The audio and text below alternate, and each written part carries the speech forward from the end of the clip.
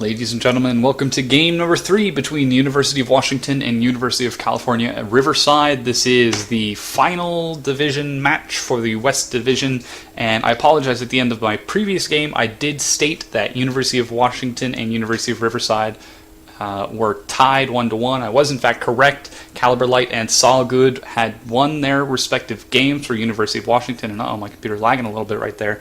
So also I learned a valuable lesson, and that is go back and watch some of the casts that you do before you finish casting them.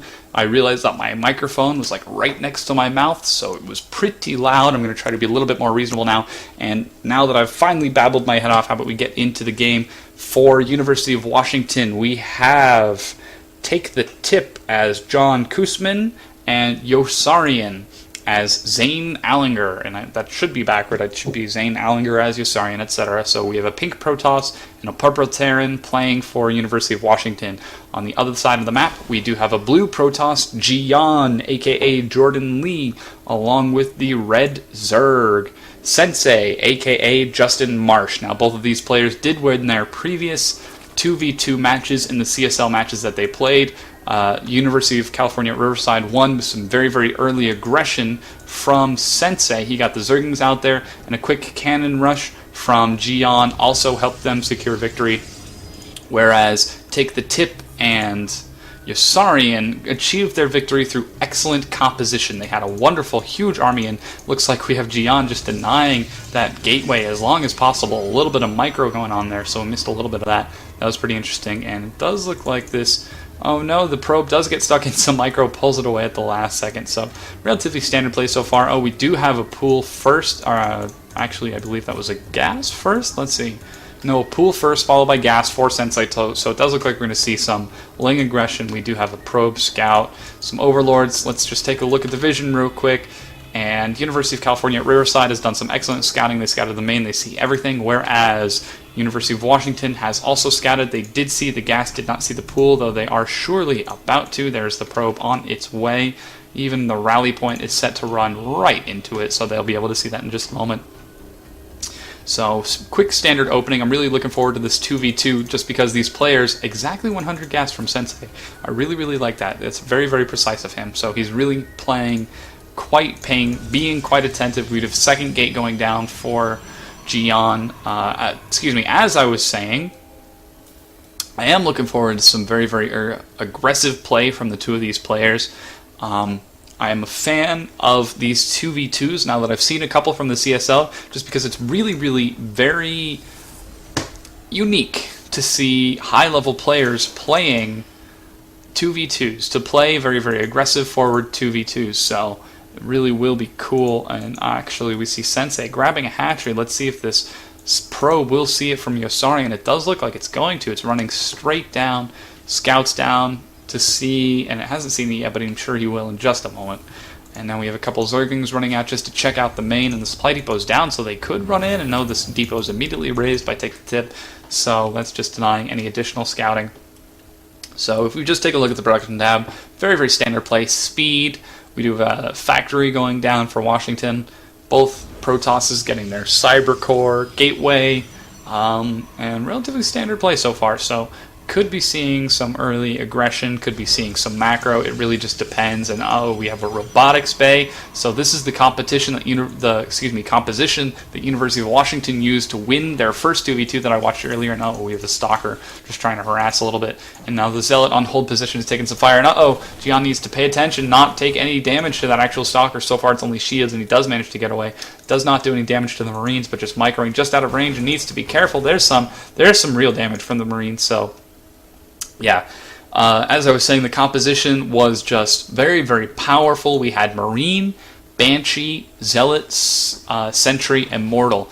Very, very powerful. Oh, and Siege Tanks, excuse me. So already we see them going for the exact same competition. Now JiYan pulling back with his two stalkers, trying to harass, just trying to keep their opponent on the toes. We already have the factory and the starport with Siege Tech on the way, and another Tech Lab drop to get that Banshee out. So it looks like we're going to see that fantastic composition again, and we'll have to see how University of California at Riverside reacts to that. JiYan and a very, very large number of Marines. Really, JiYan needs to be careful. Some force fields. Does look like one stalker goes down, so 2 force fields for a stalker. definitely an advantage. Especially this early in the game when stalkers are so expensive. So these stalkers just trying to be as aggressive as possible. And here it is. One more force field is in the energy for that sentry. And I know that sentence made no sense, but just bear with me here.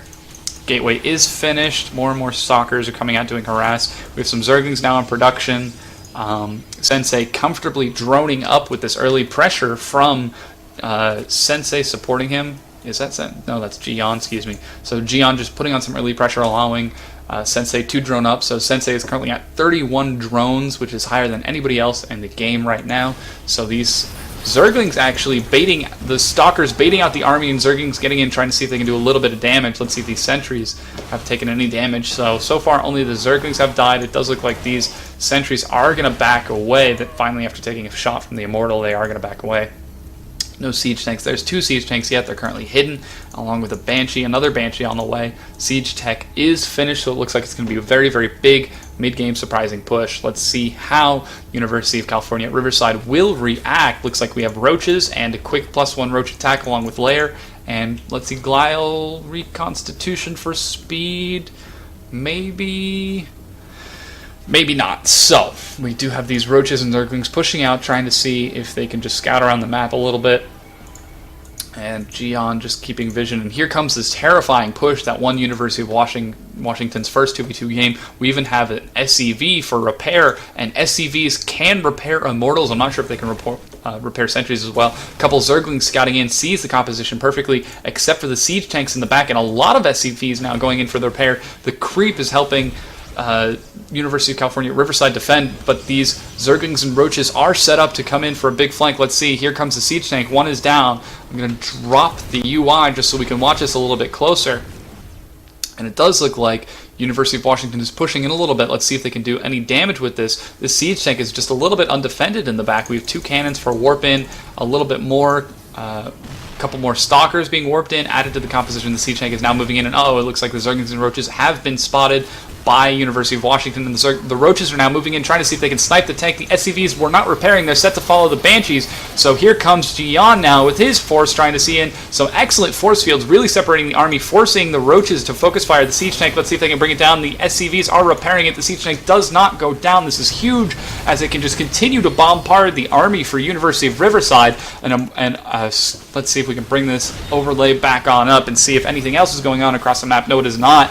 So right now, it looks like this economic advantage that University of California Riverside took is not going to do them any good. We have a Spore Crawler going down. The Banshees are just getting free reign over the drones. Meanwhile, University of Washington is moving on into this expansion. The drones are now in a very, very large force, and a Colossi with does not have the range, is now in to help fight for University of California at Riverside, and the siege tank is taking tons and tons of damage, but it does look like University of California Riverside is able to hold. They wipe out the Stalkers, the Sentries, and these siege tanks for University of Washington, and it does look like they are going to follow up with this very, very scary push. We have the Zergling, Roaches, Zealot, Colossi composition.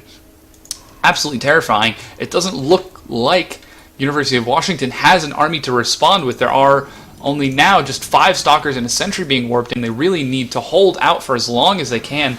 This really was an all-in from University of Washington. TakeTheTip pulled so many SCVs to try to put the damage out, and now he's so far behind economically. And here come the Roaches, and the Stalkers seem they're going to break the wall. The Colossi helping just that much more. Colossus, excuse me. And the Roaches are just breaking down this gateway. They're going to be able to stream in now as a Stalker just getting obliterated by that massive Roach count. It gets canceled by the pylon going down, just sniping all the power for all of the buildings. This Nexus is gone. It does look like these units will be able to do tons of damage to the main, as the infrastructure of University of Washington is ravaged by all of these units. Meanwhile, it does look like University of California at Riverside is expanding. On top of this, we do have an extra infrastructure for University of Washington inside of their main, but there are no pylons to warp to, and it does look like University of Riverside is going to take out the Terran first. And there it is. GG. University of California Riverside takes game number 3, which allows them to come back just a little bit. It is currently 2-1 in the series of, once again, the Western Division Finals of CSL Season 5. So, excellent play. I really, really enjoyed watching that game, and I hope you guys did too. And I'll see you guys in Game 4.